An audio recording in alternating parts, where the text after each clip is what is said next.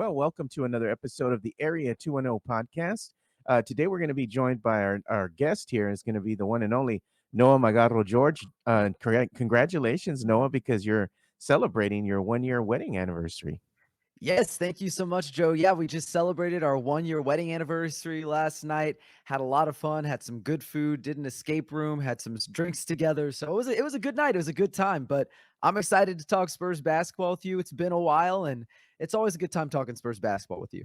Yeah, the last time you joined me, it still was known as the Two Shots, but I went ahead and did a rebrand, like taking a year off, deciding what I wanted to do, kind of figuring some things out here. Started a new podcast network known as the Alamo City Podcast Network, and we do a morning show called the Alamo City Sportscast.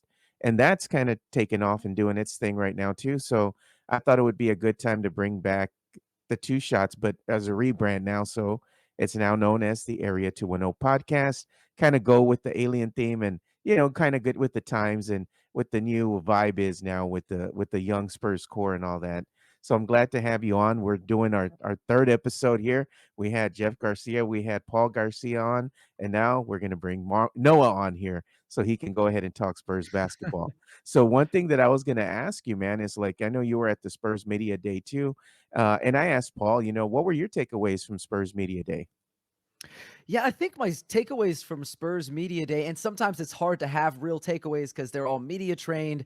They're Yeah. going to be careful with what they say. But I think it was just the general feeling that bringing in guys like Chris Paul and Harrison Barnes, their veteran experience, their know-how, having been in those big moments, whether it's the playoffs, whether it's FIBA, whether it's the World Cup, or it's a thing like the Olympics, they have that experience to be able to help the Spurs learn how to finish games, right? I mean, I think that's been huge. How many times, Joe, did we see last season, even the season before, where they've got a 15, 16-point lead, they're going into the third quarter, fourth quarter, they blow it, they lose by, 5, 6, right? It feels like they lost a lot of close games. They lost a lot of big leads, and having those veterans to be that steadying presence, I think that's going to be huge. And so pretty much every guy who spoke at media day, whether it was Pop, whether it was a guy like Devin Vassell or Keldon Johnson or Jeremy Sochan, they only had great things to say about what that leadership and veteran experience is going to be like from Chris Paul, from Harrison Barnes. So I think that's my biggest takeaway from Media Day for sure. Yeah, and I took a lot of things away too, as far as like what the younger players were kind of talking about when they were talking about Harrison Barnes and CP3. In particular, the one thing that I took away when they were mentioning CP3 is that they were saying he kind of wants to calm him down, at the end of Yes. like the end of fourth quarters, that kind of thing. He's kind of explaining to him, hey, y'all need to calm down a little bit. Don't get so over you zealous, excited, and all Yeah. that start making silly mistakes, because I think that was the biggest thing that you mentioned too, and that I saw as well, and a lot of Spurs fans were disappointed in is that, yeah, you were right. They lost about maybe 8, maybe 10 games that they were easily in, but they just made silly mistakes down the stretch that cost them the game. And now with the veteran presence out there, they could kind of turn that around. That's why I was kind of picking them to win anywhere between maybe 35, 38 games this season. I said if they go beyond that and win 43, hey, that's even better. But Spurs fans are like, well, I'm a homer and I can't cheer for my team. And, it's like, no, no, you can. Like everybody can be optimistic about the season. That's not what I'm saying. It's just like what the Vegas odd makers are saying. And plus, what we're seeing right now with the team is currently constructed. I was like just trying to be realistic and say maybe 35 to 38 wins. I asked Paul and he was kind of right there in that area. I mean, what are your expectations as far as what do you think the outcome of their overall record will be going into the season? Yeah, and I've been asked this question a couple of times. I've been on a few different podcasts talking about the Spurs, and I'm going to stick with the same answer I've been given. I think they're going to be 36 and 46. I don't think that there's anything wrong with rooting for your Spurs and thinking they're Yeah. going to be better than last season. But, Joe, 36 wins, that's a 14-win improvement from a year ago. There's not a lot of teams. If you look at teams, usually the progression is pretty steady. They win maybe 3, 4 more games. Then the next season, maybe 5, 6 more games. Then 3, 4, and they slowly get somewhere. I think asking for anything more than a 14, 15 game improvement, that would be monumental. That would be like you're definitely in the playoffs, you're in the running for something. And to be honest with you, and I don't want to make Spurs fans mad. I don't want to get any backlash for Yeah. this, but I don't think this is a playoff team. To me, this is a borderline play-in team. and that's all right. And I don't want to get backlash for this, but Chris Paul, Harrison Barnes, they're not the players they used to be. Can they make this team better? Absolutely. Do they provide things that can help this young team learn how to win? Can they still show off some of the skills that they have as far as being great playmaker or an elite 3-point shooter as a catch and shoot guy like Barnes? Sure, they definitely bring that to the table, but they're not the guys they were 10 years ago, right? They're not the all-stars or high-level starters that they were probably 5, 6, 7 years ago. So to me, 36 and 46, it feels realistic. And I think that's what we try to be every season, right? Me and you, we try to be realistic. If they do better, great. I'll be excited for that too. But 36, 46, I think that's in the ballpark of what's probably should be expected. Yeah, and I think it's just gonna be an exciting time for Spurs fans because you're looking at the team and how they are progressing as far as getting better every season. And that's what you wanted to see because in the seasons past, it was kind of rinse and repeat, rinse and repeat, rinse and repeat. But now, with the advent of having Victor Wembanyama, the number one overall pick, then with the veteran leadership that you're bringing in with Chris Paul and Harrison Barnes, plus the other pieces, one of the things that we're going to talk about right now we're going to get into this is the depth chart. Now that you have these veteran players on the team, it gives the Spurs that much needed depth at not only the starting five position, but also in that second unit. Their second unit could actually be quite good this upcoming season. And that's what I'm excited for as a Spurs fan. You didn't really have all that balance last season. You still had some gaping holes because the Spurs got rid of some of their best shooters, and and that was a thing that Spurs fans were kind of scratching their heads about. Like, why are you getting rid of some of your better 3-point shooters? And it's like it's part of the advent of the evolution of what the team wanted to go ahead and build and move towards. So now that the Spurs have brought in these veteran players, we're going to talk about their depth chart. So I'm going to go ahead and show us a graphic here. And full disclosure, we're getting this straight off of ESPN. So we're bringing that on screen right now, and it's showing you what the point guard position looks like currently. As a starter, it hasn't been set in stone. We don't really know. We're just kind of speculating right now. But more than likely, it's going to be Chris Paul. This is going to be your starting point guard. Then you're going to have Trey Jones, who's going to go ahead and come off the bench and kind of leading that second unit, which, don't get me wrong, that's his position. I'm happy for Trey. I think he's gonna Yeah. be able to shine even more this upcoming season because he's not having all that pressure on him anymore. At your third option, and this is a great third option to have, Yeah. Stephon Castle. I mean, come on. At your fourth option, things can change a little bit here because we're still in the preseason kind of thing, and they might trim the roster. They're gonna trim the roster a little bit more. You have Malachi Flynn, then your fifth option would be Blake Wesley. But as far as your point guard position, I think this is a good problem for the Spurs to have. I mean, what are your thoughts, Noah? I definitely think that that's a good problem for the Spurs to have. And I think even with a guy like, I mean, we see Blake Wesley, Stephon Castle at 3 and 5 at the point guard depth chart, but those are guys who are so malleable as far as their skill sets. They don't necessarily need to have the ball in their hands. Those are guys who could play some shooting guard, and then I'm sure we're going to talk about in a second. But as you look through the depth chart, it's, Devin Vassell, the top shooting guard. We know that. That's no surprise there. He's not healthy to begin the season, but Stephon Castle, right? He's number 2. So regardless if Stephon Castle's getting reps at point guard or shooting guard, the Spurs have a pretty good depth chart. Now, is everybody an all-star and then they have starters coming off their bench like the Celtics? No, but they're not at that point quite yet. And I really like the fact that they are going to finally have a point guard playing 48 minutes in their lineup. Like last season, it was Trey Jones for maybe 20 to 25 minutes a night, and that was only for like 50 games. We got the Sochan experiment. We got a little bit of Malachi Branham there. We got a little bit of Devin Vassell there. This season, we will have a point guard playing basketball next to Wembanyama, hopefully at all times when he's on the floor. And it'll be Chris Paul, future Hall of Fame point guard, or Trey Jones, a guy who I think probably won't be in the running for sixth man of the year, but could certainly be, without a doubt in my mind, the best sixth man on the Spurs roster this season. So I'm really excited to see that because I think it'll make a massive difference for the Spurs and especially for Wembanyama. Yeah, I think so as well. But again, good problem to have at the point position because last year the, Absolutely. the Spurs were a little thin. We just had Trey Jones, and that was about it. Now you have Chris Paul, Trey Jones, Stephon Castle. Everybody's excited about Stephon Castle. high pick, 4th overall pick, they wanna see him. They wanna see him out there, and I do too, don't get me wrong, and I just feel like, the Spurs are in great position right now. Now we're going to and looking at what Devin Vassell, right? At the shooting guard position. He's gonna be out to start the season. Doesn't I don't anticipate his return realistically, despite what the Spurs are telling us.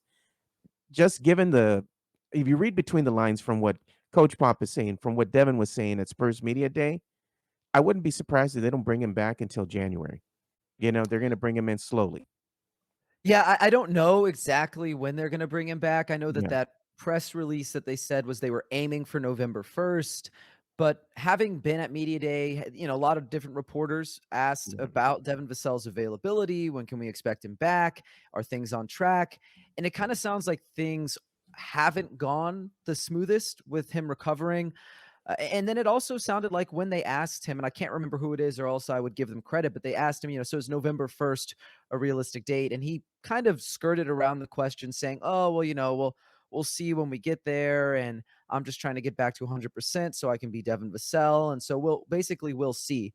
And to me, that's not necessarily a cause for worry, but definitely, at least like you said, read between the lines a little bit. It to me feels like it's probably not just going to be November 1st. It may linger later into November, or it could linger into December. But regardless of what happens, definitely hope he's back as soon as possible. But you don't want to rush him back either, right? You yeah, invested a ton of money in him with that extension that is kicking in this season, and he's arguably your second best player on the roster. So you definitely don't want to risk his health, because he's someone who could very well be incredibly integral to the future of this roster and then becoming a championship contender around Wembanyama long term, right? So yeah. I want to see him back healthy. I do too, and I think arguably when he's healthy, he's no doubt to me, the second best player here on the Spurs squad. And he's gonna help the team get that much better and get, further and further, as far as trying to make a run to get to the play-in or get to the playoffs. You're gonna need him and Wemby healthy, no doubt.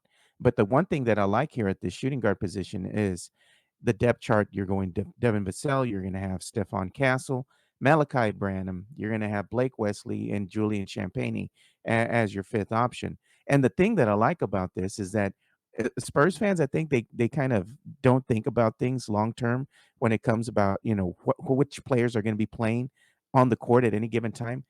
With the shooting guard position, like you were saying, you could actually have like a Trey Jones and a Stephon Castle on the court at the same time, or a Chris Paul Yes, and a exactly. Malachi Branham or Jillian Champagnie, on the court at the same time. So it gives you that different type of look. This, that can actually help, the game move a little bit further along for the San Antonio Spurs because you have ball handlers, you got some players out there that can shoot the ball, maybe have some shot creation out there and kind of help the team spread out a little bit more, So I'm excited about the possibilities because it's not just looking at these depth charts and saying, oh, these are your players that you have 1 through 5. It's more like how are these players going to look together, and beyond just the Devin Vassell, what other shooting guard positions here as far as the depth chart here with these players, as far as Stefan, Malachi, Blake, and Julian Champagnie, are you excited about the combinations that you might see on the court at any given time? Yeah, I definitely, at least if we're looking at like the different positions, I think the power forward position could be pretty interesting this season because we saw Jeremy Sochan is pretty excited about getting to play his natural position. No more point guard Mm, experiment this season. Keldon Johnson can line up there. Harrison Barnes can line up there. And, I think a lot of people may not even consider this guy at power forward, but Julian Champagnie is 6'8", 200 plus pounds. Like that's another guy who, if they want to go kind of a small ball lineup because he's more built like a wing, but that's a guy who could slide in at the power forward position on any given night. If they want to go smaller, they want to add spacing. So I'm excited to see what do they do there because, Jeremy Sochan to me is going to start. To me, he's locked in as a starter. I know Pop told everybody, "Oh, I don't even know who's starting. They'll show me." Look, love Pop. I don't believe him at all. I think he knows who's going to start. I think he just doesn't want to share that with us, which is fine. That can be his prerogative. If he doesn't want to be open with that, that's fine. But Jeremy Sochan, the dude's starting, and unless something insane happens in training camp, the dude starting, but I like the depth behind him. Keldon Johnson, Harrison Barnes, maybe even Julian Champagnie. And who knows, maybe if Harrison Ingram ends up showing a little bit more than we expect, because he is an older rookie, he's got a little bit more seasoning on him, right? Maybe we see him. And the Spurs desperately need shooting, right? They were a bad 3-point shooting team. Yeah, He's they a were. projects to be a pretty good spot up shooter. So maybe we see him. But I think that's the position that excites me the most in terms of the depth, the different people we can have in the lineup at any given moment at that position. Yeah, like, we kind of went over, shooting guard in your small forward position, Harrison Barnes, Julian Champagnie, Devin Vassell, Keldon Johnson, Stephon Castle, power forward, as you were saying, at the depth chart, Jeremy Sochan, Keldon Johnson, Harrison Barnes, Harrison Ingram, even Mamu can probably Yeah, play that position as exactly. well. So it's like, okay, and then you're looking at the center position, right? You have Victor Wembanyama, which is going to be the starter, no doubt. Then you Yes. have Zach Collins, Mamu, Charles Bassey, and then you could put in Jeremy Sochan if needed at the center position if somebody gets injured. You have a lot of versatility with this current depth chart, and that's the one thing that excites me as a Spurs fan because we didn't have that so much last season. So a deeper depth chart will go ahead and translate into more wins for the team because players can now stay fresher for a longer period of time. It Yes. brings balance to the team, which they didn't have before. But, I know a lot of Spurs fans love Mamu, as a player. He's one of the fan Yeah, favorites, and he has great chemistry with Victor Wembanyama. They he hang out. does. They're Yeah. they're they're good friends, right? And I've even had, what's his name? Jesse James Leha, right? We had him on the Alamo City Sportscast, and we kind of picked his brain and talked with him, and he was saying that Mamu likes to go ahead and box, so he goes to the gym and he boxes with Jesse James Leha, and he brings in Wemby from time to time. And Jesse James Leha was laughing because he's like, he has to hold his gloves up so high so Victor can hit. So he's like, it's good to see them when they come into the gym to work out. But that just goes to show you the chemistry that some of these players have. Like they actually hang out with each other and they're forming those bonds, which is going to help overall when you see them on the court. But overall, I mean, you like the depth chart as far as where we're currently at with this team, correct, Noah? Yeah, I think I like it a lot better than last year. Again, are they the Celtics? Do they have all-stars at pretty much every position and a couple of starters coming off their bench? No, but I definitely like the depth compared to last season. Stephon Castle was huge for adding depth. Chris Paul was massive for adding depth, and so was Harrison Barnes. And we'll see what happens with that final two-way spot. I really like Brandon Boston Jr.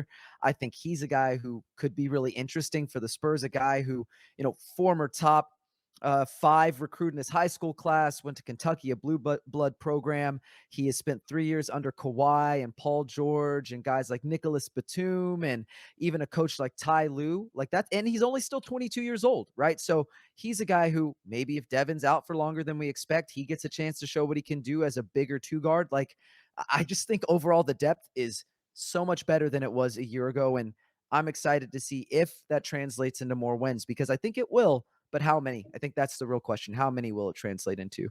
Yeah. So we're going to kind of transition here now. We're going to kind of speculate again because Coach Pop hasn't been very nice about coming out and saying what the starting five, unit is going to look like. And we're already on the eve of, Spurs starting their first preseason game, which preseason for them gets started. Full disclosure, we're recording this on a Sunday morning. The preseason game is going to start. The first one is going to start on Monday. So here we are already in preseason, Noah. So I know Spurs fans are going to be excited, and I'm not only excited about the start of the preseason, but now that the games are going to be shown locally here on Yes. television, that's a big thing for Spurs fans as well, because they finally are going to be able to watch the games easily. You don't have to go to like a third party website and try to go ahead and, You don't have stream the to game. NBAfight.net or whatever. Yeah, and you don't wanna get any viruses on your computer, let's be Yeah. honest, Yeah. you know? And then trying to remember that, and I was talking to Paul about this, and we started laughing. Remember when we had the only way we could watch the preseason games was through the horrible Spurs app, on the Yes. phone? And I was Oh my like, goodness. "Oh my Yes. god." So they've come a long way. But, we're gonna speculate on the starting 5 right now. So at your center position, point guards, shooting guard, power forward, small forward, who do you have as your starting 5? I think to begin the season without Devin Vassell, I think it's probably going to look something like Chris Paul, Julian Champagny, Harrison Barnes, Jeremy Sohan, and Victor Wembanyama. And then, once Devin Vassell's back, you can go ahead and send Champagny back to the bench or at the end of the depth chart or wherever you want to send him, and then it'll be Devin Vassell there. But I think that's my starting five. What about you? I think I don't know, man. I'm kind of torn about this because I'm like, does Coach Pop, do you start Jeremy Sohan or do you bring him off the bench? Do you go ahead and put Keldon Johnson in the starting five? I'm kind of torn. It's kind of got me at this conundrum where I'm thinking and thinking and thinking. But at the end of the day, I'm like, no, you start Jeremy Sohan, you're going to start Victor Wembanyama, you're going to start Harrison Barnes, Devin Vassell when healthy. But again, since he's not going to be starting the season, I would anticipate again Jillian Champagny and then Chris Paul. So kind of I was torn. Do I start Jeremy Sohan or Keldon Johnson? But at the end of the day, I think Jeremy Sohan is going to give you the best chance to go ahead and start the games off the correct way and be more competitive out there because he's going to go ahead and do a lot of little things that go unnoticed. He moves great without the ball. That's the one thing, and I absolutely love about Jeremy. He's sneaky, getting those backdoor cuts, when nobody's paying Yeah. attention to him. And that does help. It's an easy bucket, and you need that sometimes. And he plays good defense. I know a lot of people kind of harp on him, like my counterpart here, Michael Jimenez. Oh, his effective field goal shooting. I'm like, bro, that means absolutely nothing. You're not looking at the game as a whole. I mean, Jeremy does a lot of good things out there. So that's my starting five. I'm just kind of torn at a bit between do you start Keldon or do you start Jeremy? And I'm like, no, start Jeremy. I do like Keldon though. I think Keldon is a very good player, but I think his position is going to be with that second unit. I agree with you. And I think for as much as Keldon Johnson's a better shooter than Jeremy Sohan, I don't know that he's a lot better than Jeremy Sohan at a lot of other skills. He's probably a better ball handler than Jeremy Sohan, but I think Jeremy Sohan is a guy who doesn't really need the ball in his hands too much. He runs the floor in transition. He can be a threat from the dunker spot as a finisher there. He's a guy who can, in theory, at least be a short roll passer, a guy who is also one of your bigs, quote unquote, as a guy who's setting screens, rolling to the basket.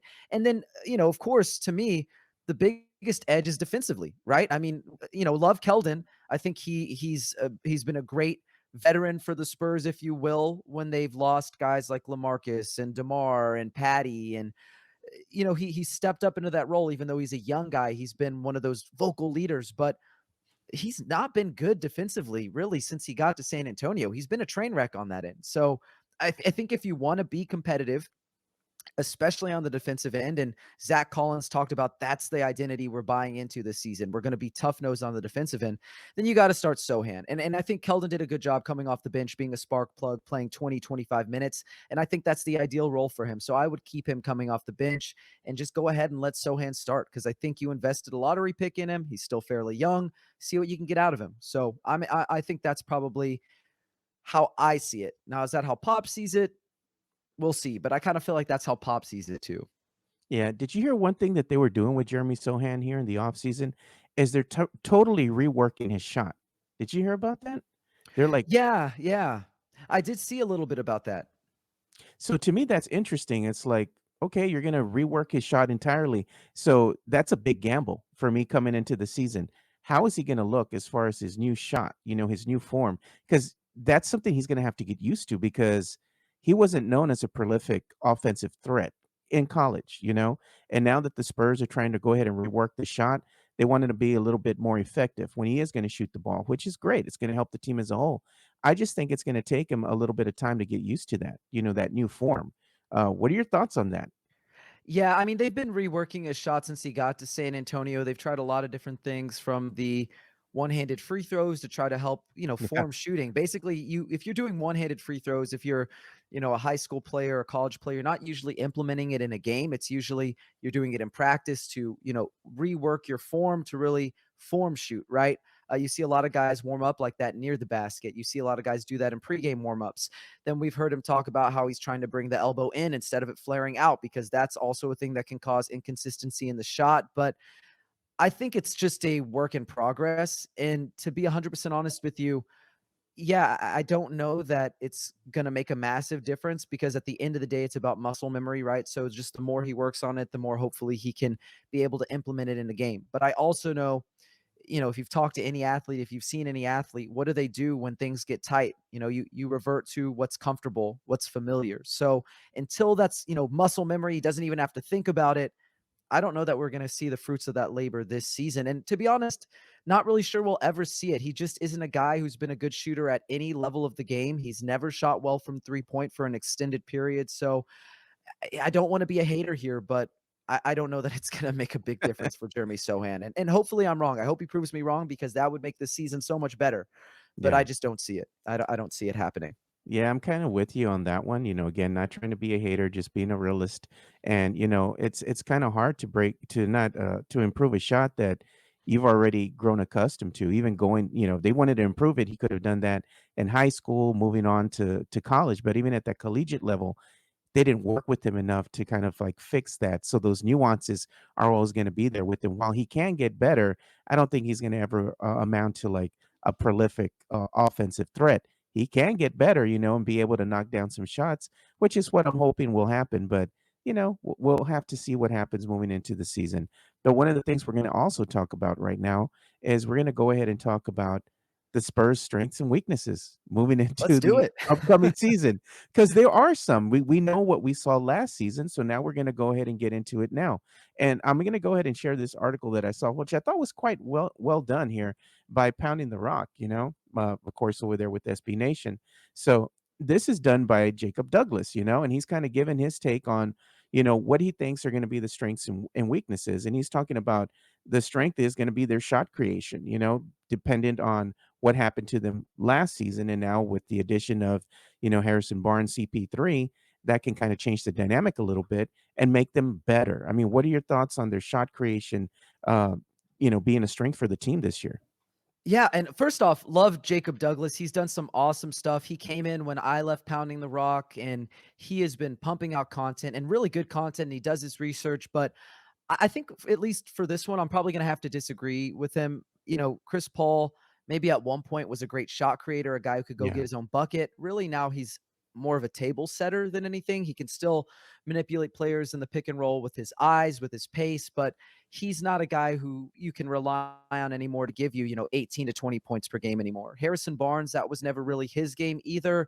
And now more than ever, especially as he's, reaching his mid 30s, mostly a standstill shooter. Devin Vassell is going to be out, so we're going to be missing that for at least 5-6 games.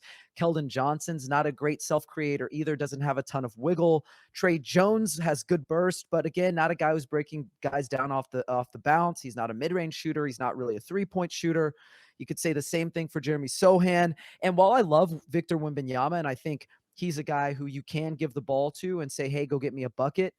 If you watch him, and even going back to some of his games where he really dominated, right? We can even look at the Denver Nuggets game, for example, at the end of the season where they pulled off that big upset over the Nuggets and forced them into the 2 seed. Victor Wembanyama's specialty is not putting the ball on the floor and, making you miss and reach and swipe and, putting together crossovers and behind the back. Like, yeah, he had a few good moments against a guy like Rudy Gobert where he pulled out the sham god, or he had a crossover or in and out dribble and transition where he got past a slower big man. But you look in the half court, when he was being defended by Nikola Jokic, a guy who's significantly slower, significantly heavier, he had a tough time going around him, right? So I think his biggest advantage is that he's a vertical rim spacer. He's a guy who can space the floor a little bit, and he can put the ball on the floor in small spurts. But shot creation in general, I mean, just looking at this roster, I would not say it's a strength for them. And maybe you feel differently, and I'd love to hear it. But even going down the line, I mean, Malachi Branham, inconsistent in that regard. Blake Wesley, haven't seen much from him in that regard. Yeah. Charles Bassey is not going to be putting the ball on the floor. He's not going to give you much like that. Julian Champagny is pretty much strictly a catch and shoot guy. I mean, just going down the roster off the top of my head, I just don't really see this as a major strength for them, at least, from a cursory glance here. No, I agree with you in that regards as well. I don't think the shot creation is going to be a strength for them. I mean, you also, like an article mentions, you have Malachi Branham. Uh, you know, can he help the team if it becomes a more consistent scorer? Absolutely. But is that going to happen this season? We don't know. You know, so there's a big question mark there. And given what we've seen out of the team going into, last season, I didn't think that was a strong suit as well, you know? So some of those same nuances that they had and some of the same problems are still gonna be prevalent this upcoming season, although the team's gonna look a little bit better because now they have a little bit more depth out there.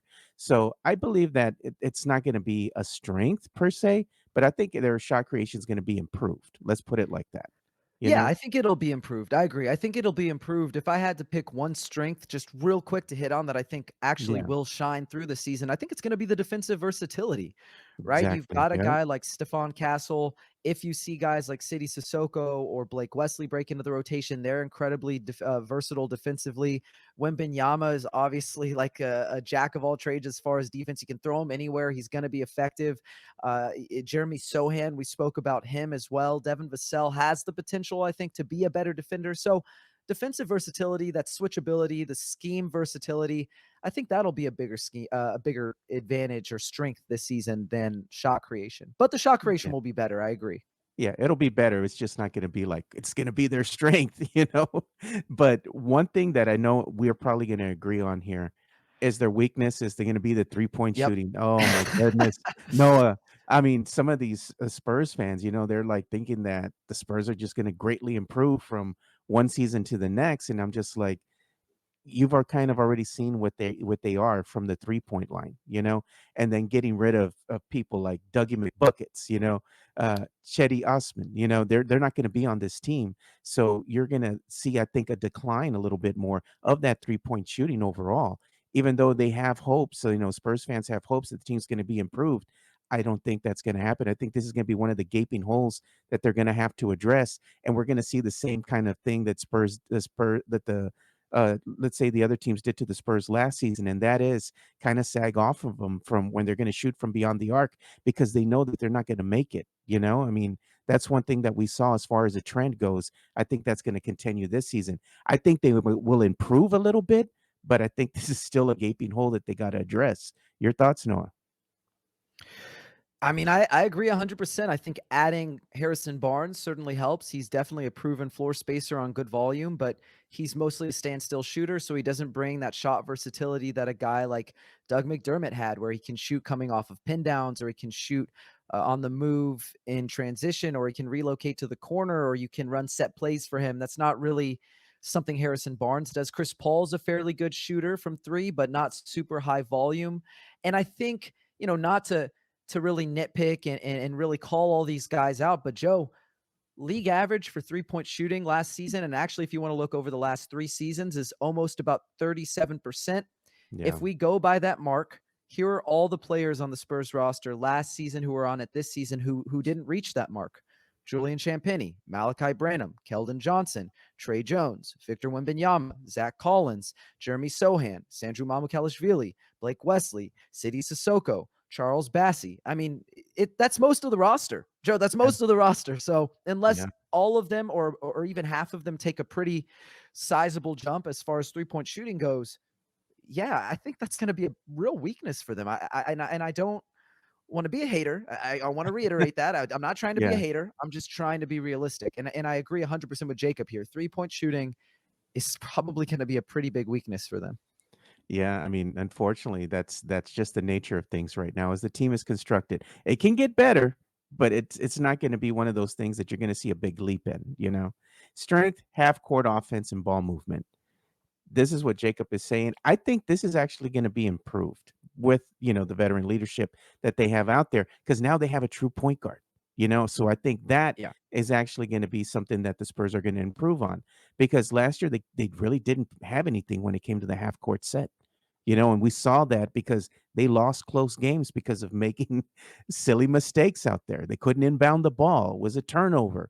Oh, you know what? I'm going to go ahead and do a pull up three with 15 seconds left in the shot clock. I'm like, what are you doing? Get set up get set up and get the best possible shots you can. You have 24 seconds. You don't have to rush it. But I think they're going to be a lot better off when it comes to, the half court offense and the ball movement in particular. What do you think, Noah? I agree 100%. I think this is definitely going to be a bigger strength for them this season.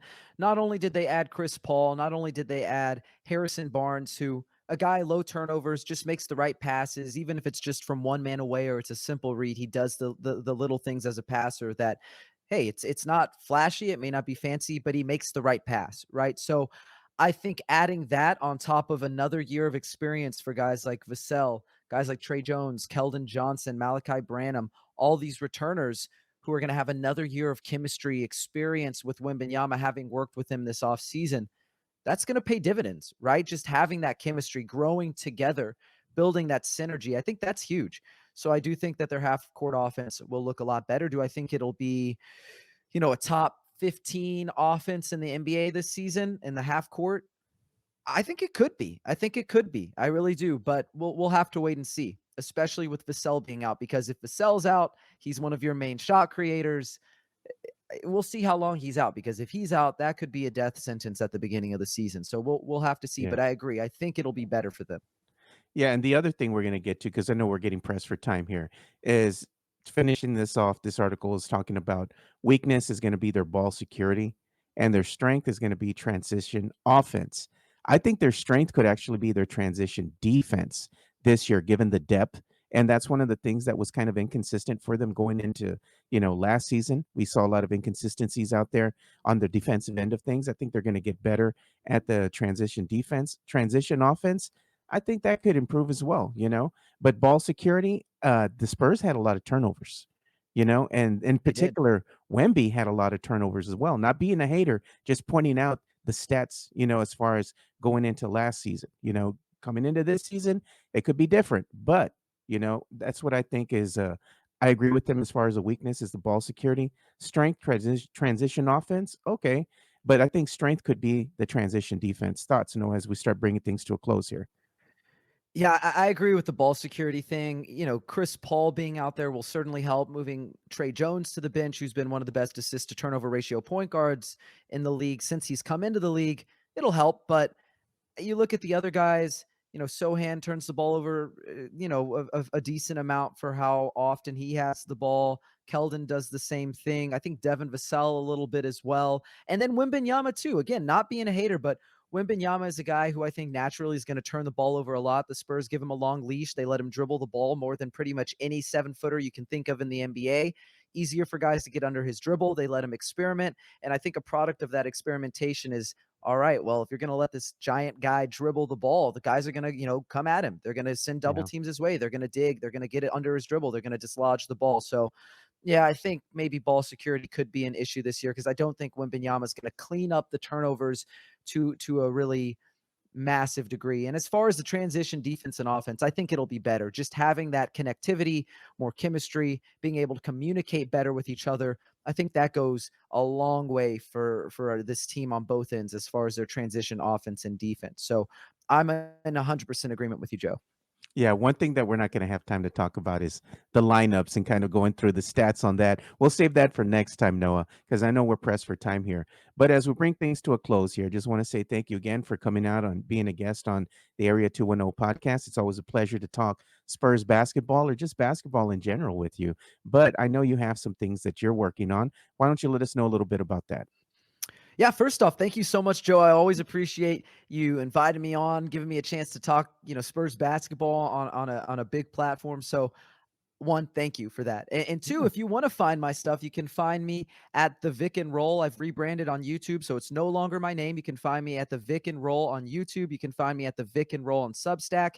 You can find some snippets of my, game breakdowns, film studies over on TikTok. That is also going to be the Vic-N-Roll. And then if you want to listen to our podcast, it's the Vic-N-Roll podcast. So pretty much everything is the Vic-N-Roll now. So go and look for the Vic-N-Roll. And if you want to follow me on Twitter, that's still my name, N_Magaro, Magaro. But again, Joe, thank you so much. Always enjoy talking Spurs basketball with you. It's always a blast. Yeah, thank you so much again for being a guest on. Look forward to having you come on and be a guest as the season, unfolds here. But nonetheless, we're excited about the start of Spurs basketball once again. I can't wait for the silver and black scrimmage is going to be coming up on October the 19th. I plan on going there. Are you going to be there for that game?